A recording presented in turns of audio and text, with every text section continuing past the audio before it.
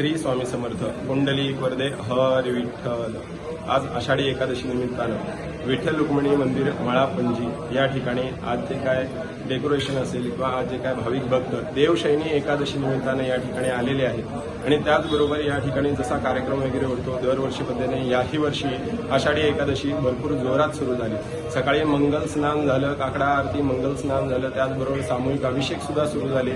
भरपूर भाविकांची गर्दी आहे। आज या ठिकाणी जे काय देवशयनी एकादशीचं महत्त्व म्हणजे आज विष्णू जो आहे तो निद्रा अवस्थेमध्ये जातो आणि 4 महिने म्हणजे चातुर्मास, या चातुर्मासामध्ये तो शयन करत असतो। म्हणून आजच्या दिवसाला फार महत्त्व आहे। भरपूर वारकरी असतील, वारकरी संप्रदाय असतील, भाविक भक्तगण पंढरपूरला जातात, देवाचं दर्शन घेतात आणि त्या दर्शनामधून देवाला हीच प्रार्थना करतात की जे चातुर्मास 4 महिने आहे देवा आमचं राखण व्हावं। म्हणून चातुर्मासामध्ये 4 महिने हे वारकरी पंढरपुरात राहतात किंवा तीर्थक्षेत्रावर जातात, त्या ठिकाणी भरपूर भक्ती वगैरे करतात आणि विठ्ठल हा युगे 28 युग जो विठेवरही उभा आहे आणि त्याचबरोबर सर्वात प्रथम पंढरपूर आणि पंढरपुरामध्ये 28 युग हा असलेला विठेवर उभा असा विठ्ठल तो सगळ्या भक्तांचं रक्षण करतो।